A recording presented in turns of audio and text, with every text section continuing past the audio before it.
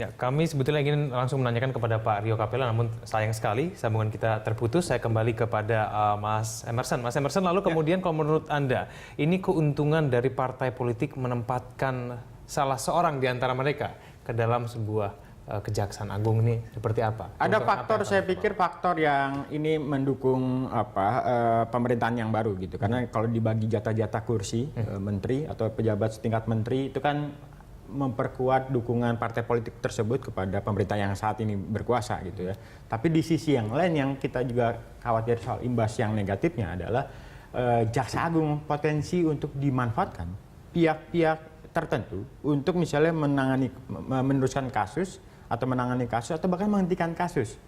Bicara soal penanganan kasus itu kan di kejaksaan ada kasus pajak, kasus korupsi dan beberapa kasus perdata yang itu juga diurus oleh kejaksaan. Nah, kalau institusi kejaksaan tidak steril dari intervensi politik, sangat mungkin untuk dimainkan gitu ya, atau bahasa yang lain misalnya disetir untuk kepentingan-kepentingan tertentu, baik pemerintah yang berkuasa maupun juga kepentingan partai politik pendukungnya gitu ya.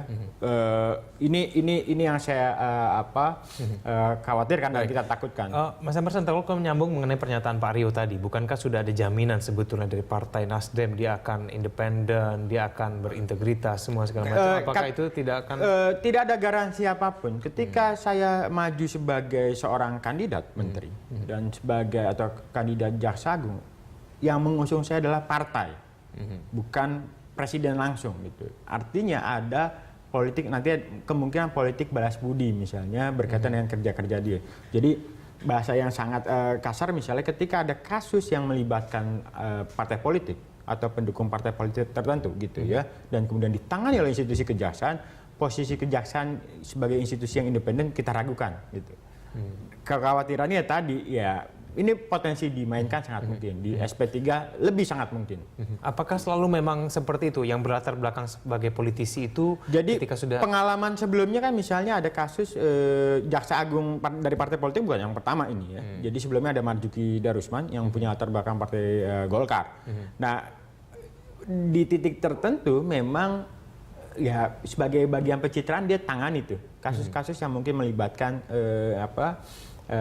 internal partai politik gitu atau orang kuat partai politik, tapi ketika fase bulan madu itu hilang, kasus itu menjadi tidak jelas atau bahkan beberapa kasus bahkan di PTS-kan gitu karena ternyata memang tidak mudah atau tidak sulit untuk dia bekerja secara independen kalau dia sendiri masih punya ketergantungan atau masih punya hutang budi dengan partai-partai politik. Banyak pastinya akan pesan tolong kasus ini ditangani, tolong kasus ini dihentikan, dan dia tidak punya posisi tawar yang kuat karena lagi-lagi saya maju sebagai orang partai, bukan karena integritas, kapasitas dia dan juga misalnya soal visi misi dia ke depan.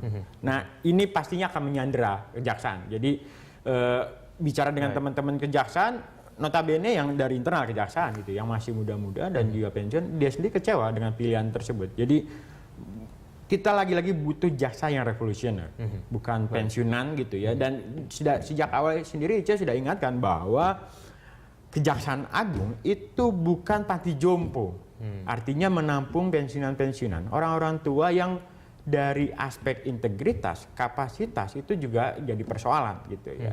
Nah, kalau ini yang terjadi, saya sendiri sudah tidak punya harapan dan ya harus jujur kita katakan ini kartu kuning yang pertama buat Jokowi ketika dia salah memilih orang. Baik, Mas Emerson, saya masih bertanya-tanya. Lalu kemudian kenapa akhirnya Pak Jokowi di antara sederet nama yang begitu banyak akhirnya memilih politikus dari Partai Nasional Demokrat? Nah, ini menurut Anda faktor yang membuat akhirnya memilih seperti itu seperti apa? Kalau kita melihat ini begitu panjang dari masa pada saat Basir ya karena memang kan ada banyak pilihan. Jadi pilihan di luar yang dari partai kan ada Pak Prasetyo, ada Hamid Awaludin gitu. Di luar itu ada yang dari karir maupun non karir. Yang ya lagi-lagi nih bicara soal pemilihan ini kan juga alot ya, tarik menarik kepentingan sangat kuat. Dan kemudian yang harus juga diingat, Partai Nasdem hanya punya jatah 3 sebelumnya, dan kalau kita bandingkan dengan beberapa partai lain pendukungnya itu kan ada 4 masing-masing gitu ya, PKB dan partai-partai yang lain itu ada 4 pendukung. Nah, di titik inilah yang kita juga jadi prosesnya menjadi proses yang tidak objektif. Memilih calon tidak ada tuh kami dengar misalnya kandidat-kandidat itu dipanggil untuk diajukan fit and proper test di internal presiden, tidak pernah ada seperti itu. Paling tidak kalau kita tanya, ngobrol, diskusi, kita akan tahu gambaran dia kalau jadi jaksa agung seperti apa. Nah, kalau tidak punya gambaran seperti itu, kita agak khawatir bahwa jaksa agung yang sekarang itu cuma jadi pion saja bagi kepentingan-kepentingan partai politik atau presiden yang atau pemerintah yang saat ini berkuasa. Disuruh ini mau, disuruh itu mau, dan sebagainya. Jadi posisinya bukan posisi yang independen. Artinya kita butuh kejaksaan agung dan juga jaksa agung yang independen. Kalau misalnya ada kekeliruan di internal pemerintah, gitu, dia akan katakan itu keliru. Tapi kalau yang terjadi adalah jaksa agung itu ada titipan partai politik atau orang yang kita juga ragukan soal independensinya, ya dia akan berjalan tidak dengan sesuai dengan harapan. Jadi dia akan mengikuti apa perintah dari atasannya. Berarti apakah kita akan melihat apabila ada sebuah kasus hukum yang kemudian menyangkut dari sebuah parpol, apalagi itu pendukung Jokowi, itu bisa saja nanti tidak akan diselidiki oleh Jaksa Agung? Apakah akan begitu skenario? Iya, ada banyak versi gitu ya, penempatan Jaksa Agung dari partai politik gitu ya.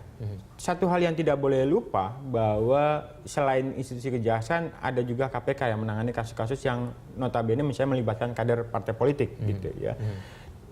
Juga muncul kekhawatiran-kekhawatiran bahwa ke depan di kemudian hari akan digiring proses penanganan kasus korupsi. Untuk penanganan kasus korupsi di tingkat sampai penyidikan itu tangani oleh KPK tidak ada masalah, tapi sampai ke penuntutan itu dikembalikan seluruhnya kepada Kejaksaan Agung. Yang artinya itu kewenangan penuh dari Jaksa Agung gitu ya. Nah, kalau itu yang terjadi, ini kita bisa katakan upaya pelemahan terhadap pemberantasan korupsi dan upaya pelemahan terhadap KPK, karena wacana yang saat ini muncul adalah ada upaya pihak-pihak tertentu dari partai politik yang ingin memangkas KPK lewat revisi Undang-Undang Tipikor, revisi Undang-Undang KUHP dan KUHP. Jadi kewenangan KPK cukup sampai penyidikan, penuntutan itu kembali kepada Kejaksaan Agung. Nah, kalau itu yang terjadi, ya tadi proses pemberantasan korupsi pastinya akan macet di tengah jalan gitu. Baik. Atau tidak akan mungkin mengalami kemajuan seperti yang saat ini. Baik, Mas Emerson, kita lanjutkan lagi dulu kita di segmen berikutnya. Pemirsa tetaplah bersama kami di Berita Satu.